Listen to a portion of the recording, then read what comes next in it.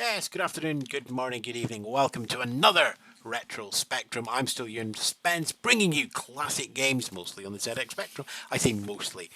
Almost everything so far has been on the ZX Spectrum, just leaving it open in the future if we want to do anything else. But yes, today is a new game.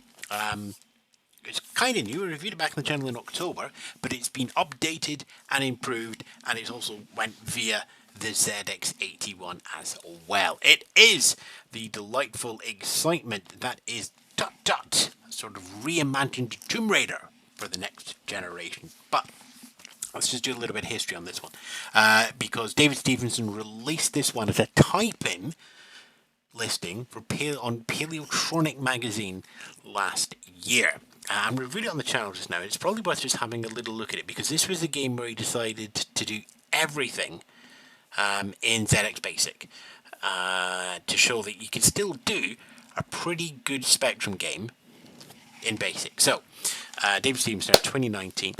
And what I loved about this one, two things. One, of course, it was in BASIC, but it also used that sort of LCD technique. So rather than copying graphics over to the screen all the time, the graphics were built into the screen, and all that happened was the color attributes were changed over, because that meant there was much less data being written into the game screen area, which meant it could move faster. And it is a BASIC game on the ZX Spectrum written in a high level language, so speed is at a premium. So you'll see the sort of character of the man being put in, and then the colors switched off, so it's black ink and a black background. So in terms of the gameplay, you can't see anything there. It's like the old Nintendo Game & Watch systems. You're the little blue man there, and so you can do QAOP. You're off to grab the gold. You also need to take the keys, and when you have got the keys, you can make your way to the exit. Now on this one, I'm actually just going to run and get the key first of all, rather than grab all the gold. So you're obviously in a pyramid. Look how square it is. And roaming around that pyramid are a whole bundle of zombies, and they chase you. And you have to escape, and there's a little bit of movement around, because the zombies will basically, if they see you, they'll move towards you, and if not, they'll just do random zombie walk. Then there's a little bit of thinking as well as all of the quickie arcade action. Sometimes you just gotta get around that corner as quick as you can to avoid the zombie. Now, there's David did a great big article on Paleotronic about how he wrote it in BASIC, the design decisions, and how to keep BASIC programs running fast on the ZX Spectrum. Basically, everything he did to make Tut Tut into a really good game. How can I get up there in time? See, you've got to really get the speed on in there. Okay, so we will pause. We will do a reset on that one because a new version of Tut Tut has been released. Now, in the meantime, we coded it for the ZX81, and there's a great review on that from Rod Bell over at Village Such, and I'll put the link in the comments to that one. But he's now re-released it again. It's been rewritten in machine code. So it's got a lot more speed behind it. It's a donation where released. You can download it for free, but there's going to be a cassette version of it available. Cassette inlay up there, and donations in the usual places through David's website. And of course, we've got a much more rounded release. We got a screenshot. We've got a copy of Dave's team with thanks to Rod Bell and Jim Blimey.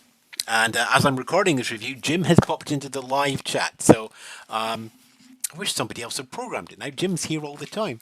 Anyway, this is the new version of Tut Tut. And David has kept all the sort of original look and feel from the basic version. But of course, there's a lot more going on now. You can put in a lot more screens and information without slowing down the game. And also support for the DualShock Kempston.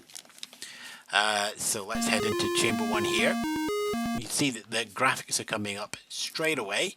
There's a lot more processor time available, not just to drawing the screens, but also to move it around. You'll see how you can move much, much faster as I'm not, Laurie Croft, the bus driver from Summer Holiday, Laurie.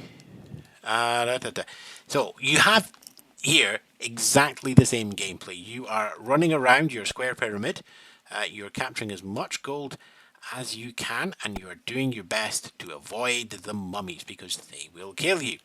And you can just sort of sneak down here and let this one go past it. I did have the key there, so I can run straight in, or you could have tried to get that last bit of gold to get the extra score. But I just wanted to show you some more of the work. So you see here that there's, on the original basic version, there would be a little bit of a slowdown going on here. And, oh yeah, right, so I'm going to grab that key, so do that, and then get out of there again. Because otherwise he, oh no, I see what I need to do. What I need to do is go around to the other side. And then I can get the magic amulet that appears to have frozen them.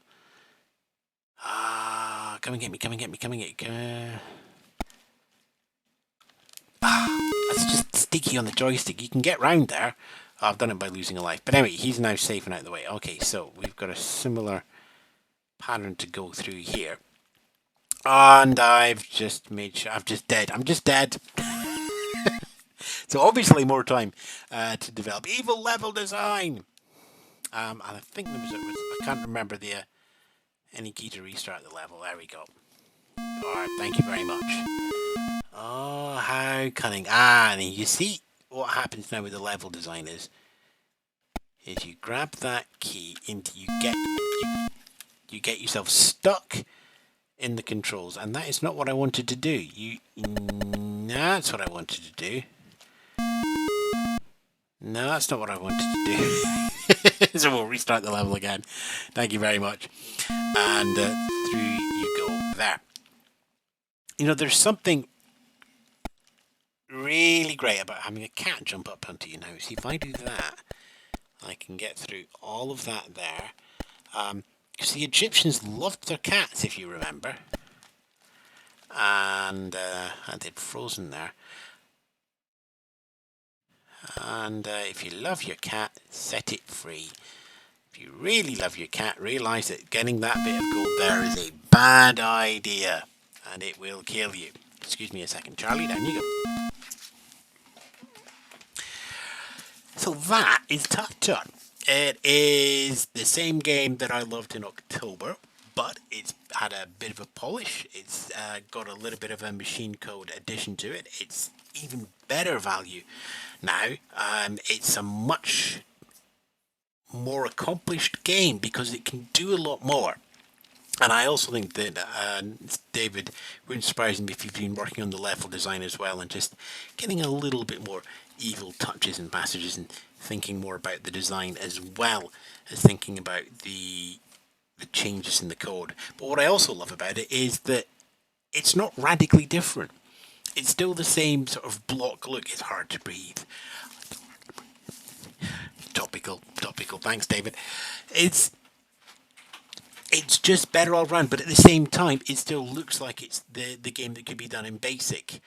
You can still do that with the built-in language on the Spectrum. Okay, it's going to be slightly slower, but you still need the principles of good game design are still valid in the BASIC game. You can still have a great game in BASIC, but it also shows that if you just jump up to the machine code, then the same experience can just be that little bit faster, that little bit more polished, and it just squeezes that little bit of extra power out of your Spectrum. And that's what we were wanting to do all the time, a little bit more power. Because even though we told everybody on the Commodore 64 that our computer had more power, it's all well and good having that power, but it's what you do with it. And David Stephenson with Tut Tut has shown that that power, both in the hands of someone using Spectrum Basic to put together a game in the loft, and somebody bringing up professional level machine code, definitely run rings around anything you'd ever see in a Commodore 64. Because they belong in a pyramid with all the dead kings. I'm Ewan Spence. I've just started off another Commodore versus Spectrum flame war in the comments. But there we go. That's what happens. That's another review for Retrospectrum Gaming. Thanks for watching. Twitter.com/Ewan for more alerts. Retrospectrumgaming.com will take you to YouTube, and Facebook.com/Retrospectrumgaming as well. We've got a coffee page as well if you want a gentle coffee. Link is down there, and I'll see you in the next video, chat, blog post, whatever. Ta-ra for now. Have you enjoyed this video? Would you like to see more? Before you click through to watch something else, why not follow the link to help me make more fun reviews, clips, and content?